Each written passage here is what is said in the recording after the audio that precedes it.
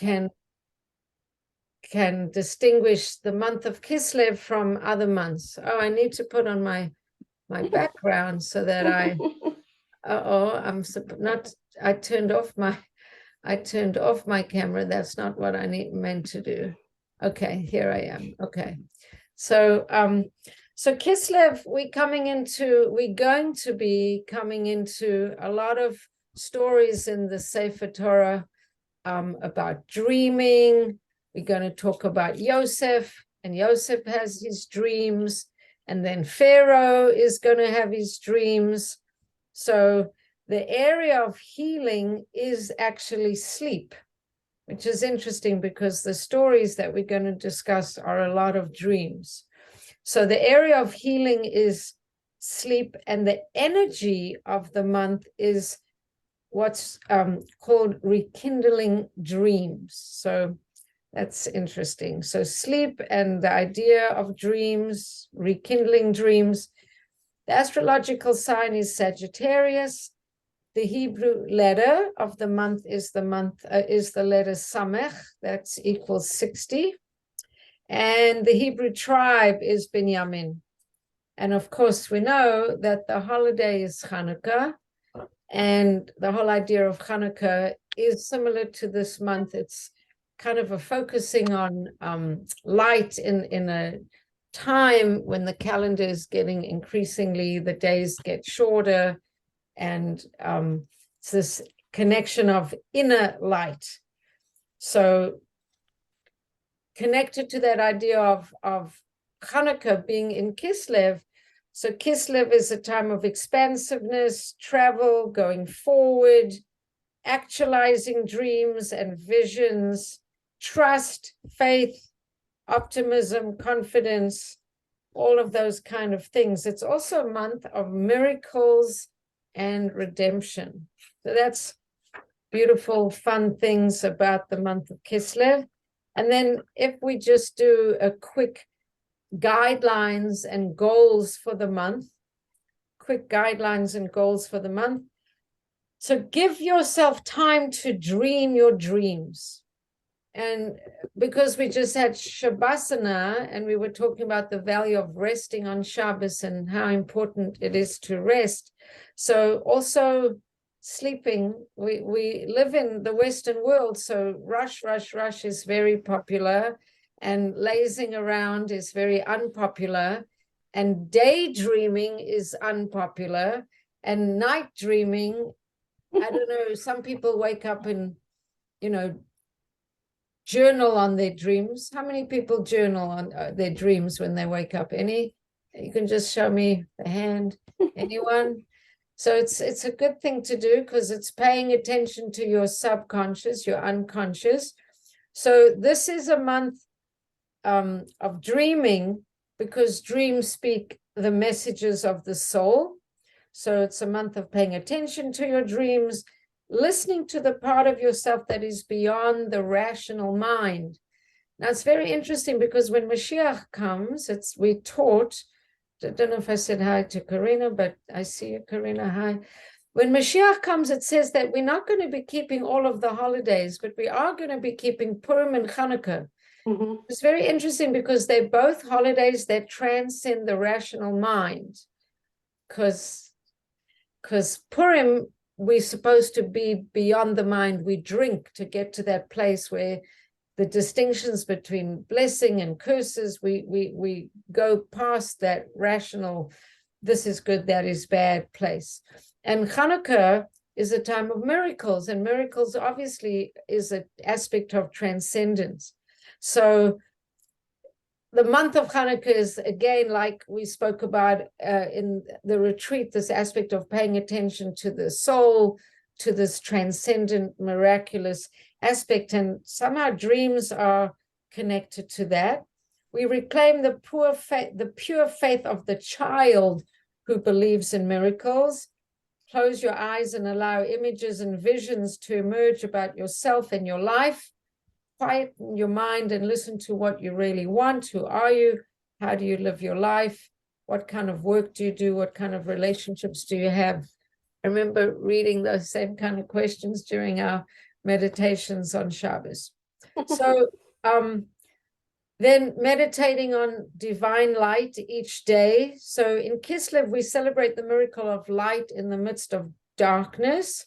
So, of course, we have the lights of Shabbos and the candle lights, and then the miraculous Hanukkah lights. And the Hanukkah lights, just like every holiday that comes in the middle of a month, it is the holiday, but the holiday is always giving expression to the energy of the month.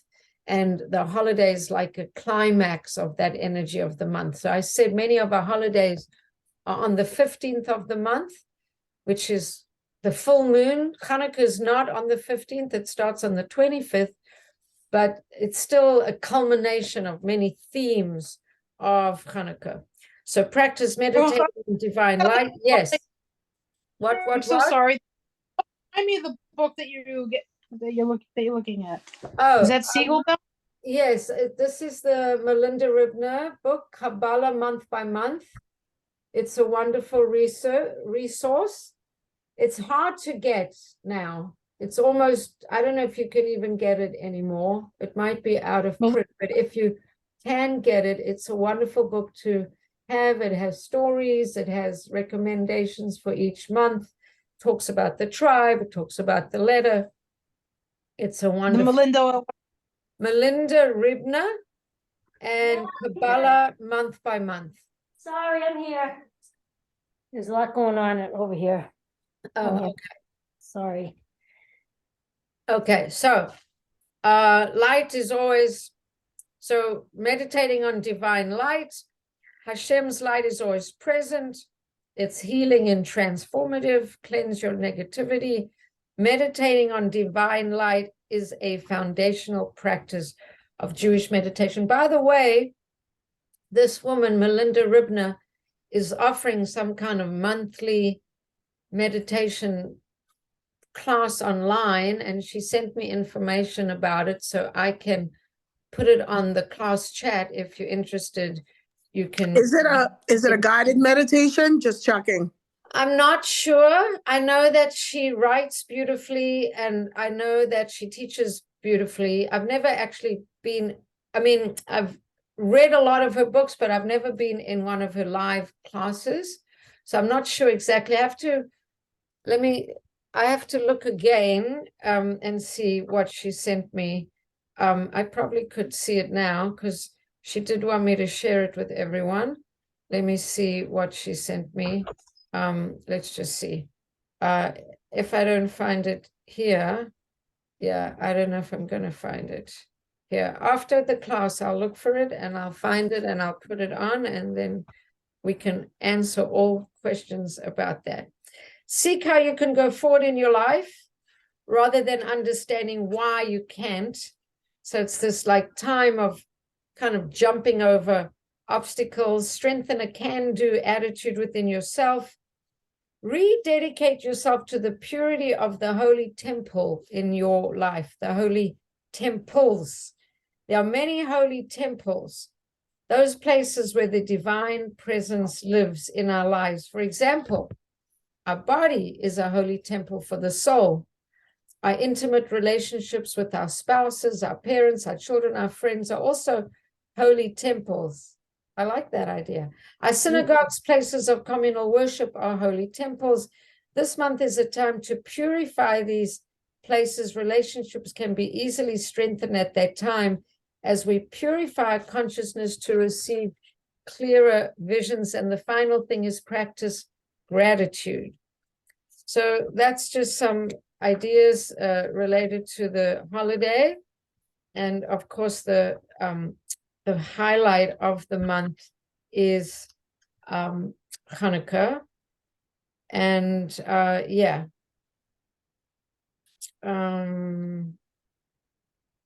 Okay, so that is the Kislev part of the program. And we can't do Hayom Yom because it doesn't feature, but we can do the Hayom Yom for the 1st of Kislev, which wouldn't be tomorrow, but the next day. And just to tell you, to give you a kind of inspirational thought, that there were periods of time when Reb Yekusiel Leipler, a chassid of the Alter Rebbe, davened Shachrit, Mincha, and Ma'ariv, one right after the other without any times for intervals. In other words, his davening was so long that he spent his whole time davening. So that might be inspiring or might be overwhelming or intimidating. I'm not sure how that lands for you. Right. But I will read the Hayom Yom for the next day, and then I think we'll be good on Hayom Yom. This is for the 2nd of Kislev, and this is also about the effect of a mitzvah, and this is interesting. Before you go see a tzaddik and before you daven, there's an idea of giving tzedakah. Why would you give tzedakah before you go see a tzaddik? Anyone know? Does anyone? I mean, it's always good to do that, and I'm looking for a specific answer, and it might be hard because if you don't have that exact answer I'm looking for, I'm going to think you're wrong. But why is it a good idea to give tzedakah before you go see a tzaddik? Anyone know? Well, tzedakah, if I'm not mistaken, is such a powerful mitzvah that I think if you're going to ask for something, let's say the answer originally could have been no, but the power of tzedakah can actually have him change his mind, or it can have Hashem, whatever, change the decree. And that's why you would, I think, am I right? Well, it's actually interesting that you said that, because it does say that the power of tzedakah is huge and it can change. For example, it can save a life, it says. The person was destined to not live past a certain moment, and they gave tzedakah that could knock off that decree. But also it says that, for example, the Arizal, he could see on your forehead the last mitzvah that you'd done or the last thing that you'd been involved in. So if you want to go to a tzaddik, you want them to see you like shining with a mitzvah. The tzaddikim can pick up certain tzaddikim. I don't know if all of the tzaddikim, but the Arizal could see on your forehead evidence of a mitzvah. So I thought this Hayom Yom is interesting. My grandfather once explained in a mimer the statement that Reb Elazar first gave a coin to a poor person and then he davened. Okay. Davening should be with chayas, with life. By giving before davening charity to a poor person, giving him life, one's davening becomes suffused with a great increase of aliveness. So the very fact, and this would also be relevant for when you go to a tzaddik, you become changed. Not just they see it on your forehead like I gave tzedakah in the last 10 minutes, but you changed by that action. So when you're going to daven or you're going to see a tzaddik, you kind of been charged with the kind of aliveness it's saying here in the Hayom Yom. By saying that he motioned with his hand in an upwards gesture to indicate that the increase is beyond imagination. So you give tzedakah before davening and you have aliveness, and his hand went like this, beyond imagination. That's how much chayas you can bring into your being. Indeed, my father would often seek out a poor person before davening to give him food so that his davening could have that benefit of that extra chayas. And just a word now about people who get depressed. If you get depressed, a good thing to do is find someone to do a mitzvah for and do it. And the minute you're helping someone or reaching out to someone or calling someone or inviting someone or sharing something with someone some way, somehow, you will change your feeling of disconnect or down or low energy or low vibe. So it is a mitzvah. Someone else will get the benefit, but even if I hate to say it, you have less than holy intent. You're trying to bring yourself out of a funk. Give something to someone and you will feel better. That's just a little ad. Ding! give something to someone and you will feel dun, dun, dun, dun, dun. Good. Okay. So we have a lot of things to talk about in this parsha, and it's really full of lots of interesting things. So basically, the storyline is that we're moving through the book of Genesis, Bereshis, and we're trying to come up with the perfect family to be the basis of the Jewish people. And we had Abraham wanting a child. He can't have one. Eventually, he gets Ishmael from Hagar. That's still not quite what he was looking for. Then he is able, miraculously, we spoke about the cosmic joke of Sarah at 90 and Avram at 100, that they're able to have a baby, and they have Yitzchak. And then the challenge that God challenges Avraham to actually bring Yitzchak as an offering, as a sacrifice, the Akedah, and how Sarah hears about this, and Sarah passes away on hearing some aspect of the news about the situation, whether the fact that Yitzchak wasn't in fact sacrificed, and she's thinking maybe he wasn't good enough to be sacrificed, or the fact that Avram went to sacrifice Yitzchak and didn't discuss it with her, that he survived, but he could have died. So many things on the heart of a mother, and we know that upon hearing the news, and Satan accosted her with some kind of news report twisted just in the right way for maximum dramatic effect, so she could be very shocked, and her soul left her body. It says she died by a kiss. One of the first pieces of Torah I learned in Jerusalem in Neve, a kliyakar on how Sarah Imenu died, and there's different ways Tzaddikim can die, and it says Hashem kind of kissed her, and that's how she died. But it's pretty sad, really. She was alone. She was far away from her family. It wasn't really, she's our matriarch and so special, but she did die. I think she was in Hebron. Avraham didn't tell her what he was going to be doing. In any event, after that story, we then see that Avraham realizes it's time to make a shidduch for himself, for Yitzchak, his son, and he sends Eliezer, as we spoke about last week, and Eliezer goes off to look for a shidduch for Yitzchak on behalf of Avraham, and we spoke about the ways the angels helped him, and this kind of miraculous thing that Eliezer came to the well, helped by an angel at exactly the same time that Rivka came to the well, helped by an angel, how he had kafitzas haderich, how the way shortened miraculously for him. It was a very miraculous situation. And then they say Rivka has a brother who's not righteous and a father who's not righteous, and they're very excited that Eliezer is coming with a lot of wealth, representing his wealthy master and his wealthy master's son. And Eliezer gives Rivka a bracelet, we said, and 2 bracelets and a nose ring.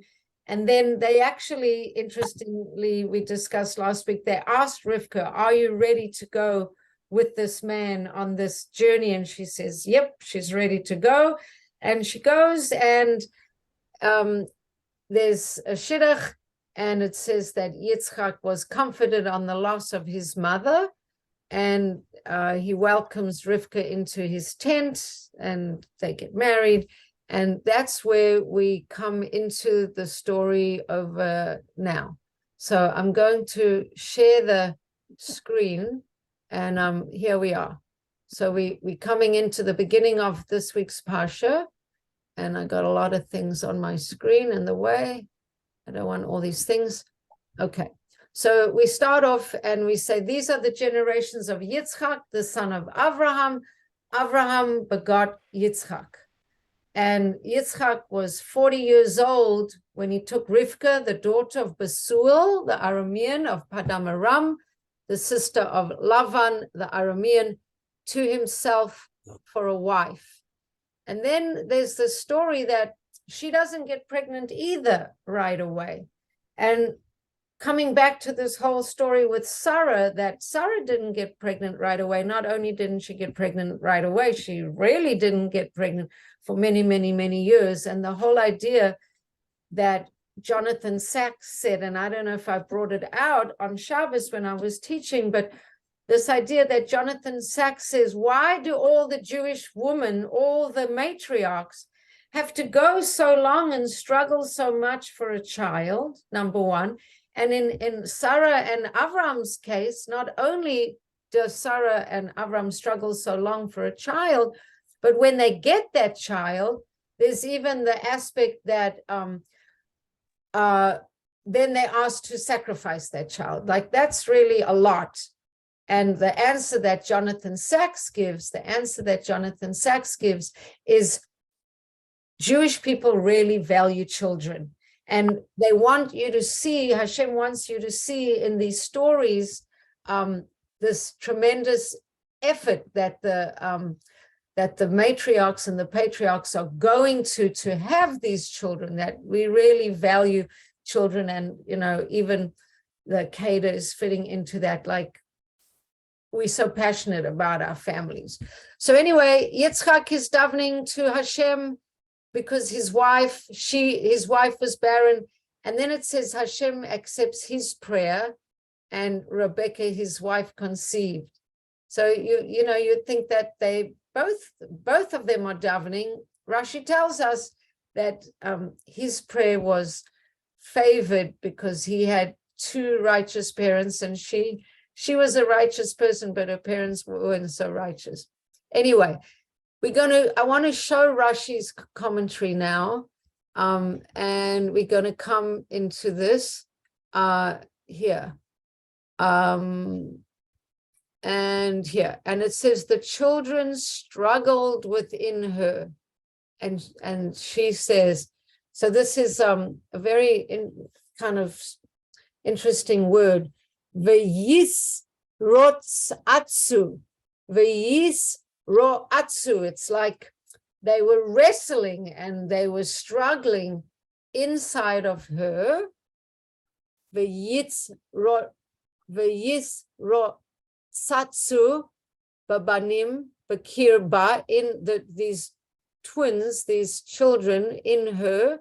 V'toma imkain lama ze anochi, and she says, basically, what the heck is going on? Lama ze anochi, why am I like this? V'teilech lidrosh et Hashem, and she goes to ask of Hashem. So does somebody want to, what does it mean that she goes to ask of Hashem? Somebody want to read? She went to inquire. How do you go talk to Hashem? Like, what did she go do? Who did she go ask? Somebody want to read here? She went to inquire. Anybody? I'm asking a question. Sure. The Rashi, she went to inquire to the Academy of Shem. Wait, am I reading? And to inquire of the Lord, he should tell her what would happen to her in the end. Right. Okay, so first of all, who's Shem and what's the Academy of Shem, and what's going on? So Noah's son. Shem is Noah's son. He had son, three and sons. Aber is the grandson. Yes, thank you. And they have a yeshiva. And they're studying ways of connecting to God, and they're studying a godly Masorah, a godly tradition. The Torah hadn't been given yet, so you could say, what are they studying there in yeshiva? But they're studying godly communication, connection, values. I don't know, Abraham's already been alive, and Shem's alive, and Ava's alive. He's been around for a while. So, yes, so she goes to ask, and I want to share with you, before we get to the answer of what Hashem or Shem and what Shem tells her, what's going on? Why is she so upset with everything that's happening? So the first question is, why is she so bothered? She's pregnant. She's having a hard time. Like, why is she so nervous? What is making her so nervous? So,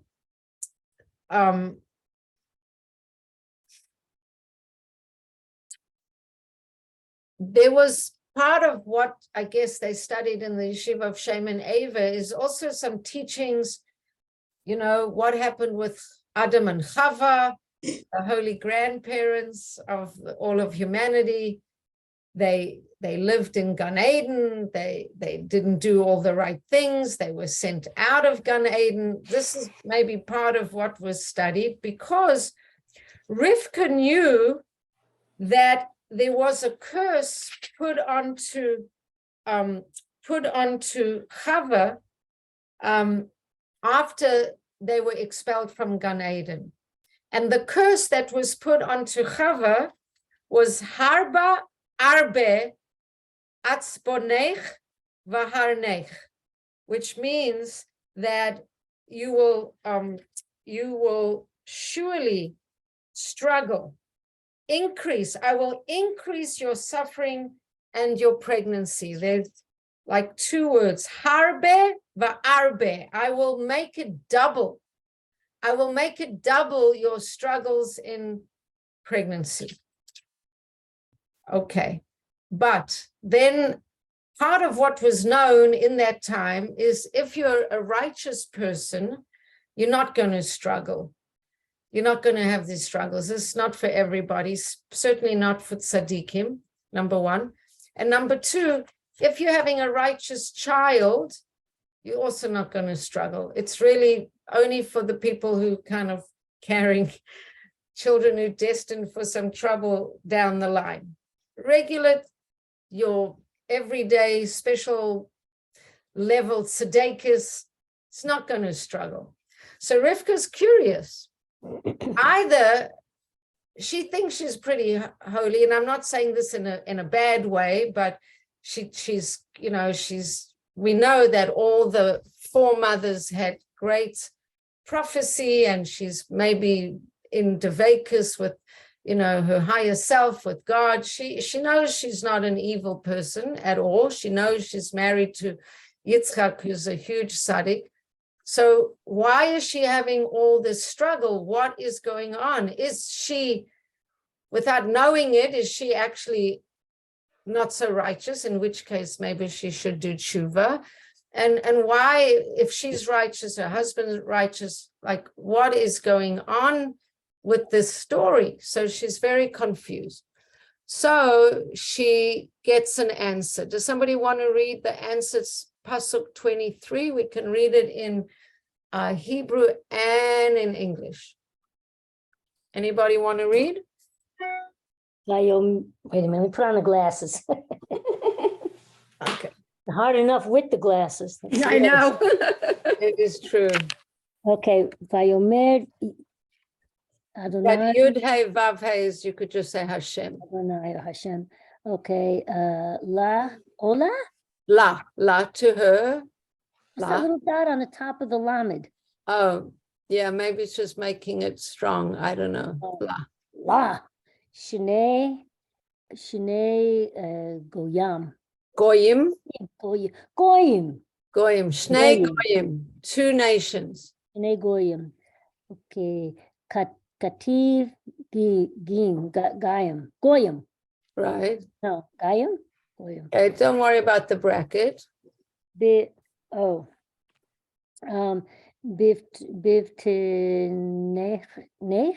Bavitnech in your belly. Ushne Lumim. Leumim, and two nations. Umim.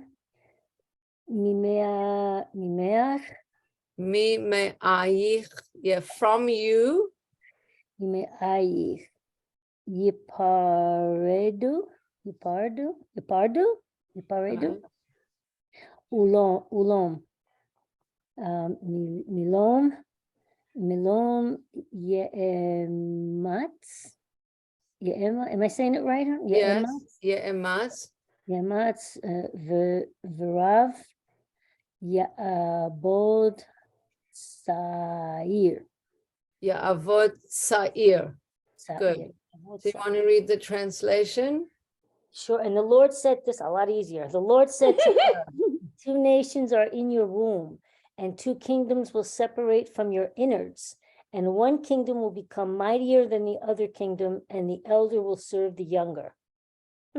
Okay, so she's, first of all, you don't have to worry. It's not that you got an evil, it's not that you not righteous. You've got 2 completely different energies in you, 2 nations in your womb. 2 kingdoms will separate from within you, and 1 will become mightier than the other, and the elder will serve the younger. So it says, so Rashi says, did Hashem speak to her? Well, she got this this communication from a messenger. Shem was told through Ruach HaKodesh. So Shem communicated this. Shem was a holy guy. And what does it mean? 2 nations are in your womb. So it says there were Antonius and Rabbi or Rabbi Yehuda Hanassi, from whose table neither radishes nor lettuce were lacking either in the summer or in the winter. I'll explain that in a minute. 2 kingdoms, La'am always means a kingdom, and they will separate from within you, from your womb. They are separated. This one, Rashi says, to wickedness, and this one to his innocence. And then 1 will become mightier than the other. They will not be equal in greatness. When 1 rises, the other one will fall. And then Rashi brings a quote, I shall become full from the destroyed city. Tyre became full and gained power only after the destruction of Jerusalem. Okay, so there's a lot to say about this. So first of all, so she goes to speak to in the yeshiva, and she gets this. So what's going on with these 2 nations? And so we learn that right from the beginning of time, almost even before these babies are born, they're fighting really for ownership of the world. Actually, they're fighting for who's going to manage this world, who's going to manage the world to come, who's going to manage Techir Samesim, the world of the resurrection of the dead, which is the world to come even after Mashiach has come. Like who's in charge? Who's managing? That's the first thing. And then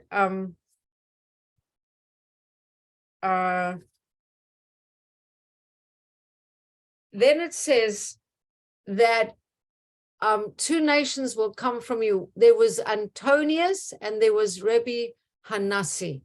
Now,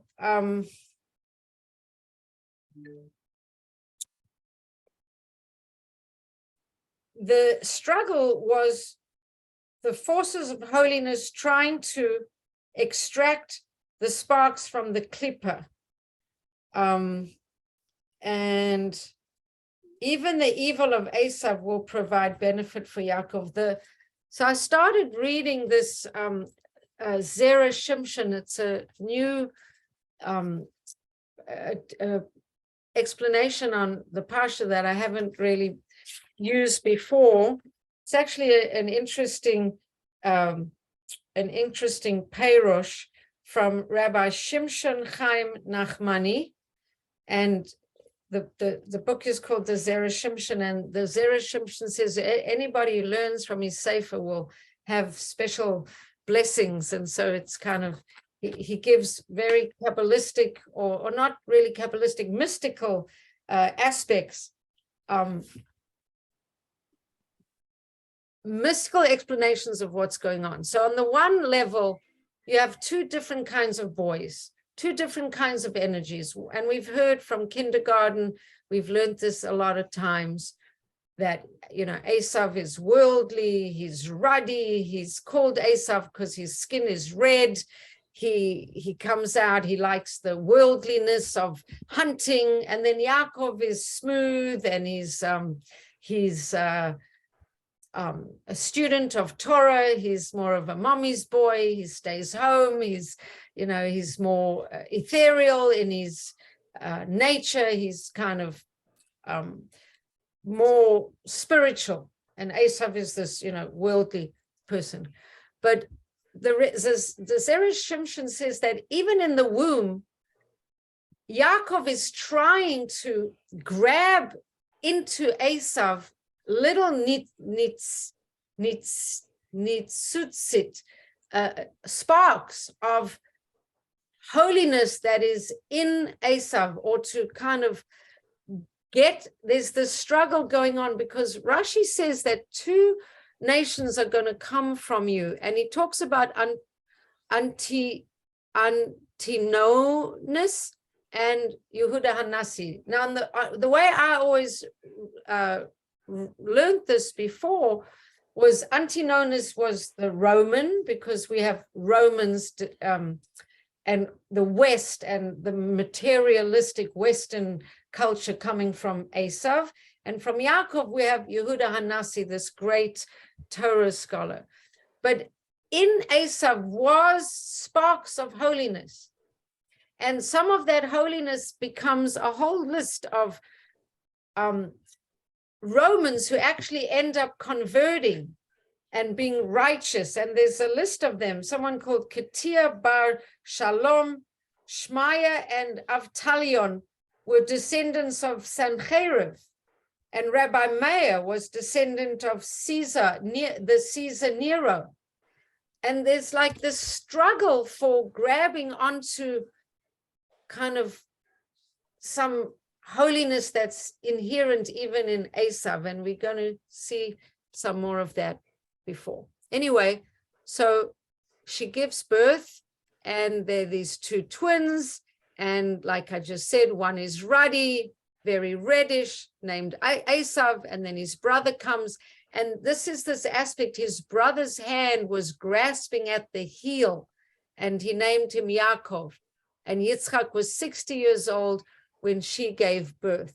So this grabbing onto the heel, it's like trying to grab some, you know, establish a connection, trying to, you know, I don't know, it just plays out interestingly with these, the forces of holiness were struggling to extract the holy sparks that were captured by the clipper. From the sparks came the holy converts, including Antonius the righteous. So, so there's a struggle for ownership and of the world, and a struggle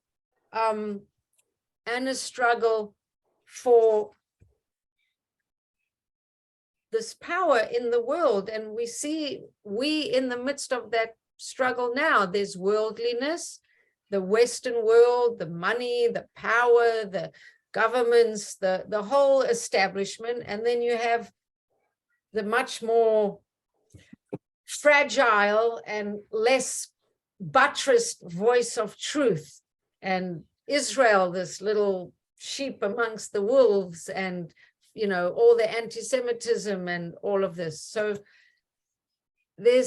what does this mean here? And I'm just going to come back here. It says that the elder will serve the younger. So the Zera Shimshon also has a mystical explanation of that as well. He says that really Israel is the elder. The Jewish people are the elder. That's not what we usually think. That's counterintuitive because Esav was born first. He says that Israel is the elder because it has more holiness, more of these holy sparks. And Israel will serve the younger, Esav, because Esav is sort of much more immature spiritually, has much more sparks, so to speak. And the elder will serve the younger. until Mashiach comes. And then when Mashiach comes, then there won't be, then all of the evil in the world will be, I want to use this word. It's not a word we use too much in the Shiurim, but it's like a new age word. The evil in the world will be alchemized. It means it will be neutralized. It will be incorporated into the good. It won't be this contrary force. The evil in the world will be kind of, it'll give up its own purpose, and then there'll be peace. But in the meantime, the elder will serve the younger. Also, we know about this who's going to serve who. It always is that if Israel sticks to its Torah path, then it gets power. That's the way it's usually explained. And when it doesn't, then it gets weaker, and then Esav has the upper hand. And until Israel kind of is loyal to its path in a complete way, it's going to be subservient to the stronger power of Esav. But they can't be powerful at the same time. But the Zera Shimshon gives a different vote, and he says that Israel is the elder serving the younger, which is Esav, and the worldliness in the world, until all of that, all of the clipper, all of the negativity has been transformed, and then that's not going to be like that anymore.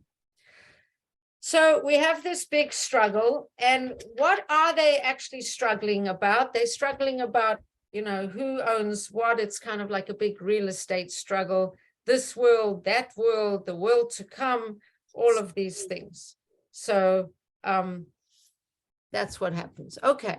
So she gives birth, there's twins, one's Esav, and then afterwards, clearly the second elder is Yaakov, and Yitzchak was 60 years old, and they grew up, and Esav is a man who's hunting, a man of the field, whereas Yaakov was an innocent man dwelling in tents. Okay, and then it says Yitzchak loved Esav, and Rivka loved Yaakov. Now, there's a lot of Hasidus on this, that, if we're in kindergarten, then we say Yaakov was the Torah man, Esav was the worldly man, and his mother was holy, so she saw the good in Yaakov, and Esav was very rough. Why did Yitzchak love Esav so much? So Hasidus explains that really, we want Kedusha to come into the worldliness, right? It's part of the Dira B'Tachtonim, bringing godliness into the physicality. So according to Hasidus, really, Esav has tremendous potential because he's encompassing all of this physicality potential, but it doesn't quite go in the right direction. He's sort of wild in that he's not channeled. Anyway, and then now we come to this very famous story that Yaakov is cooking a lentil soup. Why is he cooking lentils? So why is he cooking lentils? Let's see if Rashi says, why is he cooking lentils? It doesn't tell us why he's cooking lentils over here. Oh, here. Does somebody want to read it in the English? Some of this red lentils. It's very small. Is it too small for you to read it? I could read it, I think. Okay. Red lentils. And on that day, Abraham died, lest he see Esav, his grandson, falling into bad ways, for that would not be the good old age that the Holy One, blessed be he, had promised him. Therefore, the Holy One, blessed be he, shortened his life by 5 years. For Isaac lived 180 years, and this one, Abraham, lived 175 years. And Yaakov cooked lentils to feed the mourner Isaac. But why lentils? Because they are round as a wheel. For mourning is like a wheel revolving in the world. Also, just as lentils have no mouth, no crack, as other beans have, so does the mourner have no mouth, for he is prohibited from speaking. It is therefore the custom to feed the mourner eggs at the beginning of his meal, since they are round and have no mouth. So too does a mourner have no mouth, as is discussed in Moed Katan. A mourner for the entire first 3 days may not respond to anyone's greeting and may surely not initiate a greeting. From the 3rd day to the 7th, he may respond, but may not greet, etc. This is found in an old edition of Rashi. Right. Well, Rishi Baba. Yeah. we're not so strict that a mourner can't respond, but we do say to people, oh, Shoshan, I didn't know that you were there, but it's nice to see you. We do say that you let the mourner begin the conversation. You don't begin, but they certainly can respond if they want to. So first of all, Abraham doesn't want to live anymore. He sees that his grandson is going to go down the wrong path, and he wants to be spared of that. And he actually asks Hashem that he shouldn't be around for that. Before I carry on, I'm just going to share with you an amazing midrash that Abraham, first of all, there was no signs of aging, there was no illness, and there were no struggles in the world. People were just born and kind of living, and then at some point they died. They didn't get older, they didn't get sick. Very interesting. So here's a midrash. The midrash begins by recounting a request of Abraham. Rabbi Yehuda bar Shimon said, Abraham requested the physical signs of old age. Why? He said to Hashem, Master of the world, right now, a man and his son can enter into a place and no one will know who they should honor, who's the older and who's the younger. And then, as a result of you crowning the father with the physical signs of old age, a man will know to whom he should show greater honor. So then Hashem, blessed be, said to Abraham, okay, good point. You'll be the first one. You made a good request. And so we're going to start with you. And it says the Midrash shows us Abraham was the first person to show signs of old age. Okay. Now, he grew up and then he got old. He was old. God gave him the physical signs of old age because it says he was old. Right. Now, Yitzchak comes along and Yitzchak says, you know, I don't have, it's kind of funny that he should ask that, but he says, I don't really have physical afflictions. Seems like, did he really need to ask for this? He says, at present, a man dies, right, without even having afflictions, no like warning or anything. Consequently, the divine attribute of justice is stretched against him following his death, and he doesn't have time to prepare or do tshuva or anything like that. So maybe bring him some challenges and afflictions and struggles in his life, and you know he can work on himself a little and correct course a little. So Hashem says, fine, you made a good request. I'm going to give it to you. It's going to start with you. So it says Yitzchak was the first person to struggle with these afflictions. And actually what happened, when he got older, his eyes, he got dim and he kind of had problems with his vision. And then Yaakov says, those afflictions that, you know, my father experienced, that's not the kind of, I mean, we need to, there should be like sickness. You can't just die. One day you just die. There has to be illness where you can get your business in order. You can call your children. You can make peace. You can, you know, can settle matters. So it says, as a result of his being ill for 2 or 3 days before he dies, he can settle matters with his children. So then God said to him, okay, it's a good thing. It'll begin with you. And then it says that Yaakov was the first person to get ill because it says to us, Yosef, come quick, your father is ill. Okay, so that's just the midrash. But anyway, coming back, so Abraham requested to die so that he shouldn't see what's happening with his grandson, and Yaakov made lentils to feed for his father, who was a mourner. And then Esav comes and he says, I want this. So Yaakov says, well, you can have the red lentils, but you need to sell me your birthright. So what is it? Your birthright.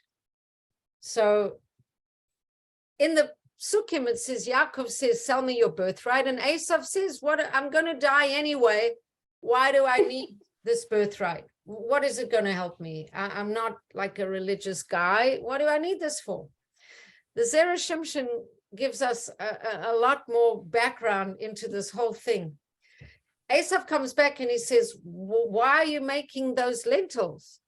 And then Yaakov says, well, grandfather died and Tati is mourning him. And, it's a minhag to give lentils. And Esav says, our Zera died? But Avraham is so righteous. He's the kindest man that's ever lived. What is this? Why is he dying? Why is he being punished? What is going on? This is not good. God doesn't exist. I mean, I didn't get all the details, but he gets very upset and he starts scoffing at the whole idea of a world to come. He scoffs at the whole thing. Let me just read it inside so I don't tell you the wrong thing, because I wrote it down. He gets very upset, and let me just see. Abraham requested his death. He didn't want to see Esav going astray. We got the lentil, and then what's Esav's problem? Esav asks, so Esav denies the existence of Hashem. He gets very upset that Yaakov's died. He gets very upset that if he's righteous, that it seems like he's being punished with the death. He gets very upset about that. And he's already kind of not been on the straight and the narrow. And then he says, and then Yaakov says, sell me your birthright. And apparently Esav says, well, what is this birthright anyway? And then Rashi says it talks about the sacrifices, but apparently Yaakov says, well, the person who has the birthright, the bechor, the rights of the firstborn, they have to offer sacrifices in the temple. And, if you're not righteous, you could die. If you go into certain holy places and Hashem's not happy with you, there's a risk involved in offering up these kind of sacrifices. And, if you serve in the Mishkan and you're intoxicated, you could die, you could be punished with death. And Esav says, I'm not really so into that. And anyway, I'm not into this whole religious thing. I'm going to die anyway. What's it going to serve me? And so he agrees to sell him the birthright. According to the Madras, according to the Zera Shimshon, according to the mystical sources, they had already figured out some kind of division of the world, even in utero. So this is very abstract, and I don't really understand exactly when all of this happened, but basically they had already kind of agreed that Esav would have this world and Yaakov would have a little bit of this world. Like Esav has the whole pizza and Yaakov has a slice from the whole pizza of this world, because Yaakov doesn't want to struggle too much in this world.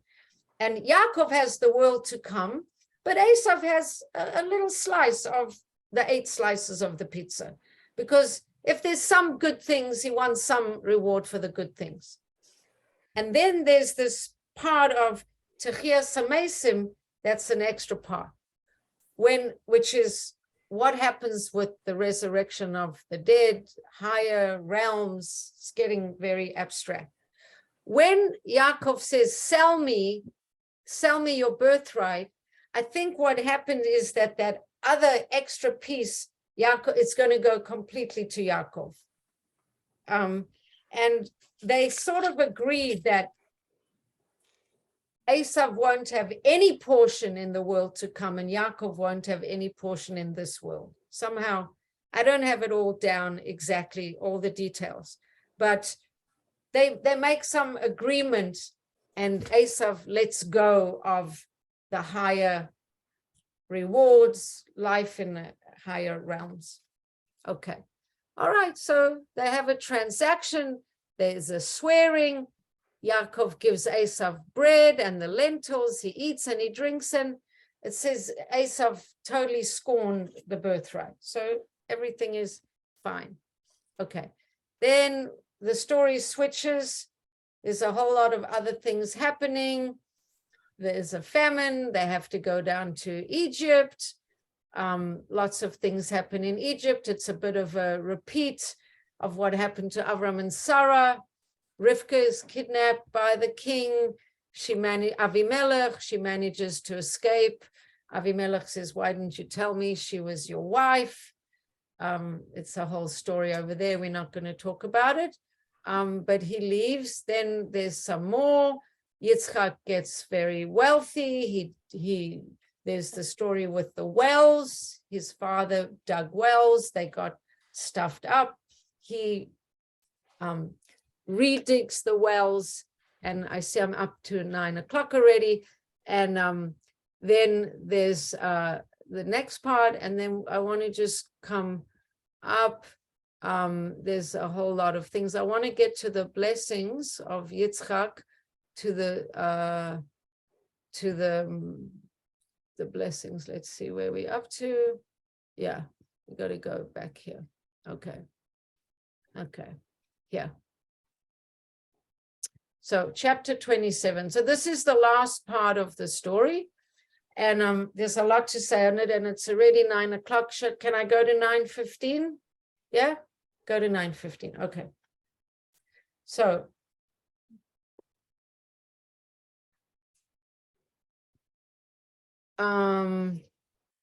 should I read the story first? I will read the story and then I'll give you the, okay. So I just want to share, Corinna, did you hear Yossi Jacobson this week? Yep.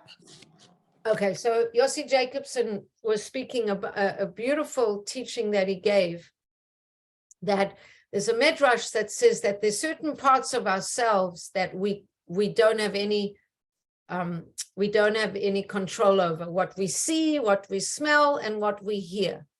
And then there are other parts of ourselves that we do have control over, what we speak, what we say with our mouth, what our hands do, and where we choose to walk with our legs. We have power over that. But there's a certain level when a person gets to, I guess Yossi kind of talks about going with the flow, being so surrendered to God, that even the parts that you usually have power over, somehow you can be so surrendered to Hashem that things you think you're going to say, and places you think you're going to go, and things you think you're going to reach for the cup, but you really reach for something else. In a way, you're so taken over by Hashem that even things that are in your control, you kind of surrender control to, like a higher force. So we're going to come to the stage where Yitzchak wants to give a blessing to his son Esav, and he lands up giving a blessing to Yaakov. How does he do it? He does it because Rivka hears Yitzchak saying to Esav, I want to bless you. Please prepare meat for me in a certain way, and I'm going to give you a blessing. And Rivka overhears that, and she tells her son Yaakov that he should prepare the meat, and he should pretend he's Esav, and he should get the blessing instead.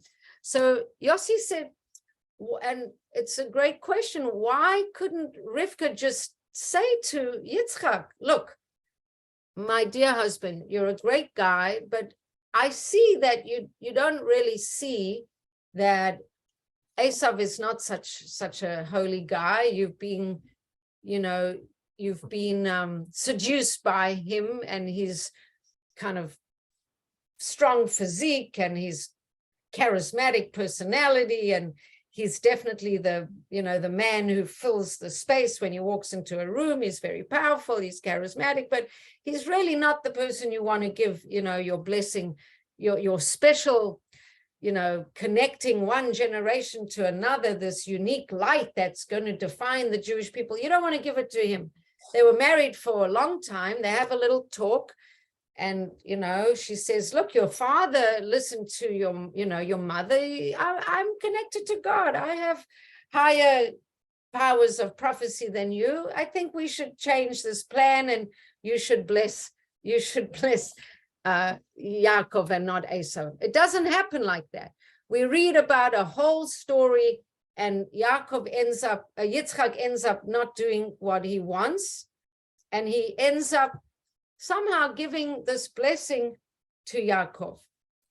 What's so interesting, and Yossi explains this very well, is first of all, the blessing that Yitzchak gives to Yaakov, thinking he's giving it to Esau, is actually a blessing of superiority in the world, not in the spiritual worlds, but in this world. And because of the deal that Esau and Yaakov had made, Yaakov had kind of given up all his access to this world. And in fact, when he gets the brocha destined, or Yitzchak thinking he's giving it to Esau, that's the brocha of worldliness. If we look at the brocha, if we look at it, because we're not going to go on all of the ways that he gets it, but if we just look at the actual brocha, and he comes to his father and he says, here I am, and then the father says, who are you? And he says, I am. Then he pauses, and then he says, Esau's your firstborn. And anyway, so he says, wow, you got that meal together really quickly, and all of that. And then what does he do? He gives him a blessing, and so what does he do? He gives him a blessing, and let's read the blessing, because it's very interesting to read the blessing. He says, may Hashem give you the dew of the heavens and the fatness of the earth and an abundance of grain and wine. And then nations shall serve you and kingdoms shall bow down to you. You shall be master over your brothers, and your mother's son shall bow down to you. Those who curse you shall be cursed, and those who bless you shall be blessed. Now, can you imagine how hard our life would be if we wouldn't have gotten this bracha? We would have had even more struggle in the physical world, because we're barely making it as is. If Esau would have gotten this bracha, it would have been very hard for us.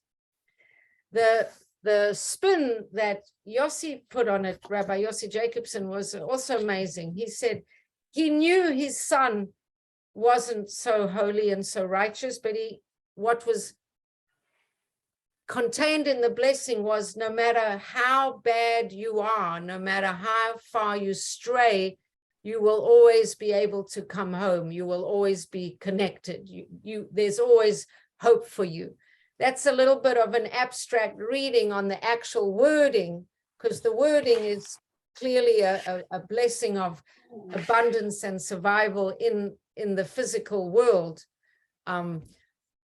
But that idea that he thought he was blessing Esau, he was still saying, Esau, even if your mother thinks I don't know who you really are. I know that you're not so holy, but there's always hope. No matter how far you've roamed, you can always come home. That's what Yossi Jacobson said. No matter how far you've roamed, you can always come home. Anyway, it's also interesting that after that happened, Esau comes and says, Oy vey, it looks like someone's stolen my blessing. Tati, do you still have a blessing for me?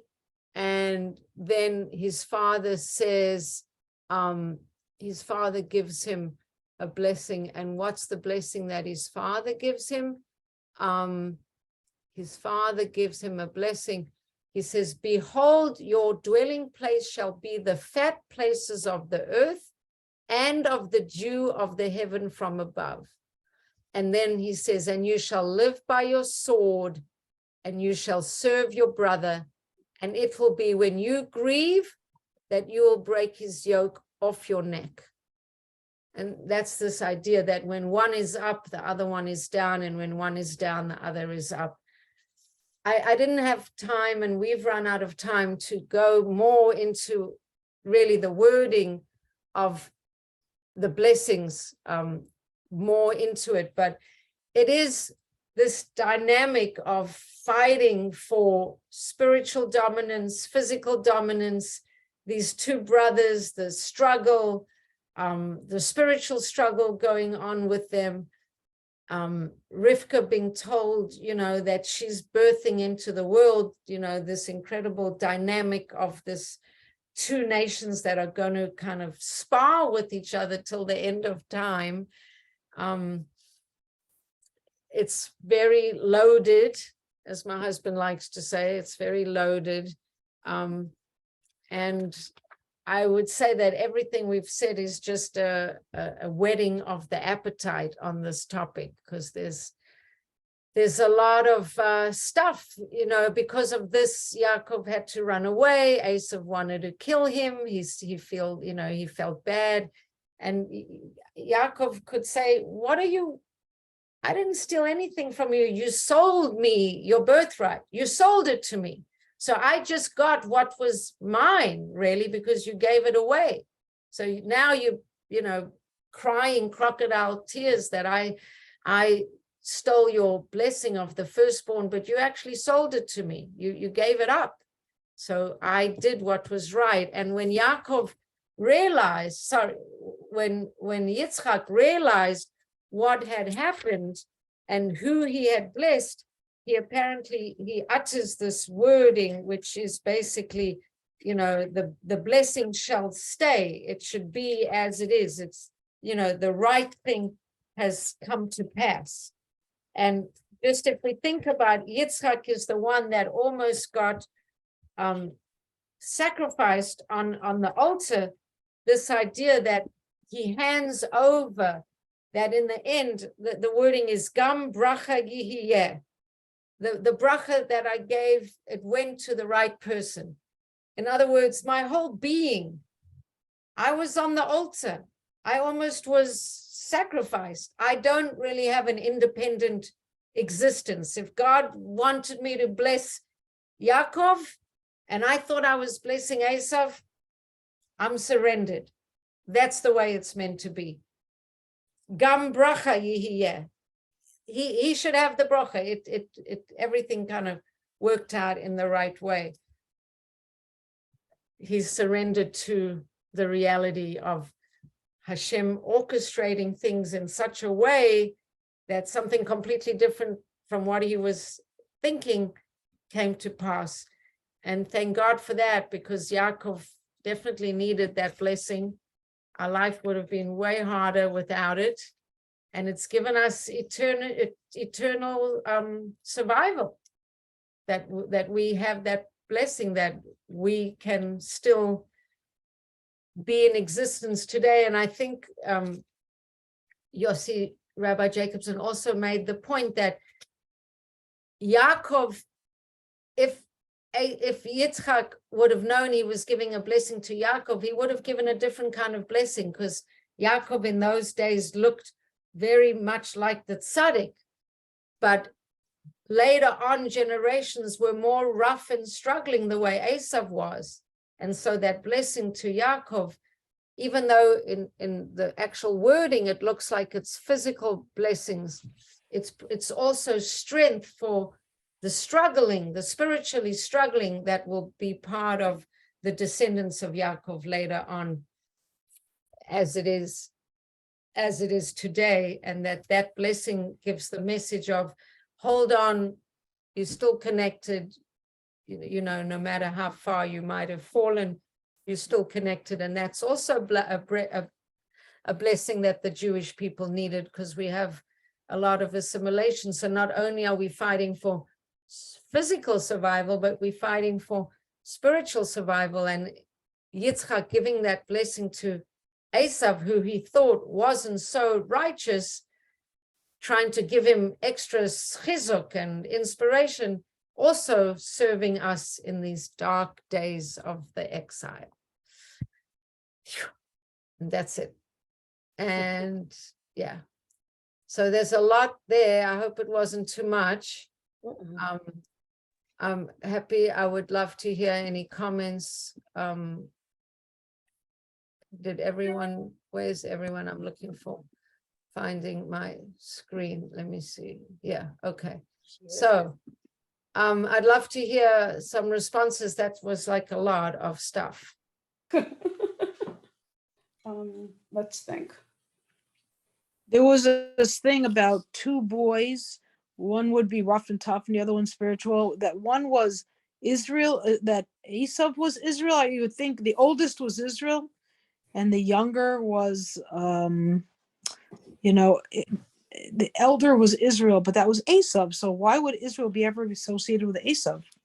Yeah, that is a little confusing. Thank you for asking that question. So according to the literal explanation, the older one, the rough and tough, that's Esau. And the younger one is Yaakov. He's the studious, pious, more, refined Torah scholar type. But when you reading these midrashim and these mystical, Kabbalistical explanations, they sometimes take the actual story and they kind of invert it a little bit. And so the way he said it, he was talking about Yaakov extracting sparks from Esav and trying to grabbing his heel, trying to grab some holiness out of Esav and connecting Kedusha or holiness to Esav. And that holiness coming out in righteous Jewish descendants from the line of Esav, from the Romans, from many, famous converts from that line. And in that way of thinking, where Yaakov is the one who can sort of influence events because Yaakov has the spiritual power, he said in that context, Yaakov becomes the older because he has more sparks, he has more holiness, and Esau is the younger.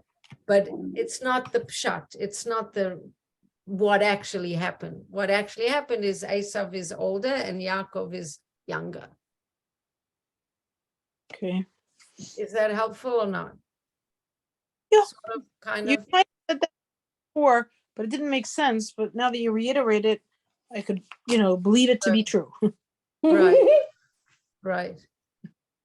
I mean, these pashas have so many different ways they can be read and understood and extrapolated. There's so many different angles to come at it that, this dynamic between Esav and Yaakov and Rivka and Yitzchak and, trying to play it. And it's always just a little glimpse, some new ideas to add to a growing picture of this holy text of ours, trying to give it, some more depth or detail or context or something. I'm not going to say anything, but then I have to say something, but you're still recording. Can I just say something without the recording? I'll pause the recording. Thank you. So we had a question, it looks like the mothers and the forefathers, they don't have such an easy life. We don't have the happy ever after from Disney that we would love. So what is all that about? So Yaakov goes through a lot. He's the father of 12 tribes.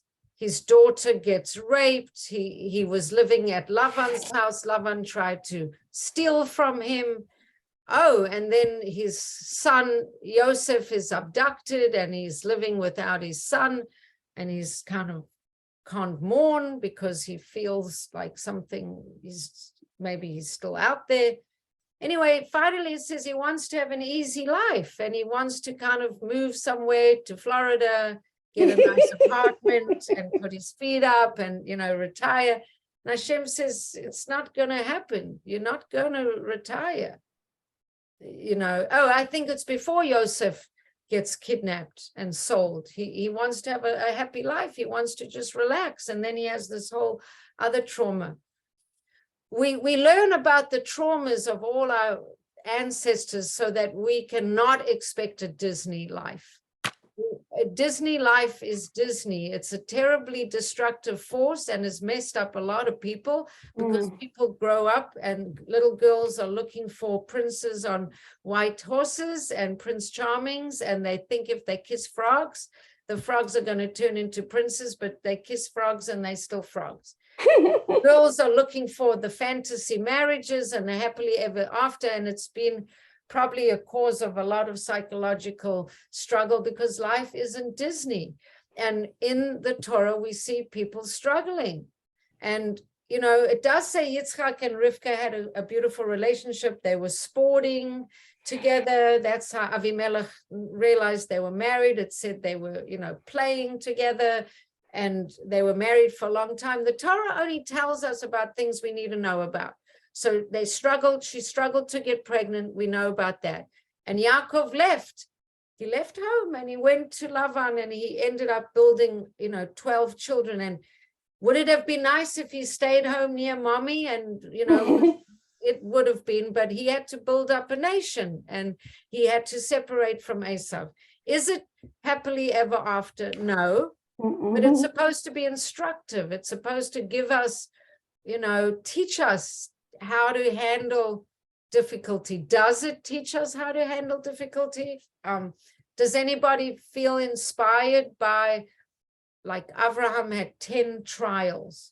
Is it inspiring to us that Hashem told him just, you know, go to the land, I'll show you, and he just, you know, followed? Is that inspiring, or do we think crazy guy? Or he got to Israel and then, you know, Hashem says, I'm sorry, I told you to come here, but there's a famine, you're going to have to go to Egypt. And then he says, anything you tell me, I'm going to do it. Is it inspiring, or is it, can we relate or can we not relate?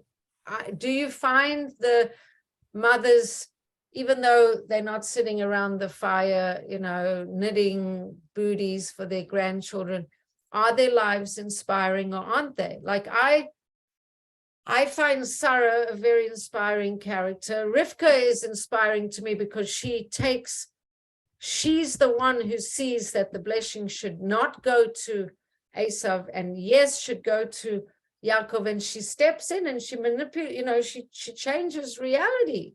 She's a very empowered woman. She changes the destiny of all time by switching that blessing. Rochel, Leah, are they inspiring or are they just struggling? I mean, Rochel doesn't, you know, Rochel is a long time. She's not pregnant. She's not pregnant. Finally, she gets pregnant with Yosef. It's true. She's, you know, she gets pregnant with her second son and she passes away. It's not a great, you know, but she's still inspiring how she treated her sister. She, you know, we'll learn about that in weeks to come. I don't know. Life isn't a picnic. That's the truth. And maybe expecting it to be is more damaging than seeing how people handle tricky situations. Sarah didn't like what was happening with Hagar in her home, and Yitzchak, she put her foot down. She said, he's got to go out. Maybe we only hear about them, the things we need to hear about that serve us and can guide us. And I'm sure they had a lot of good times, not written about in the Torah, but I'm sure that they did have. I mean, Rivka and Yitzchak were married for years and years and years. Sarah and Abraham were married. I'm sure they did a lot of fun things. Torah doesn't write about what it doesn't want to tell us specifically about. I don't know if that answers the question, but Disney is very dangerous.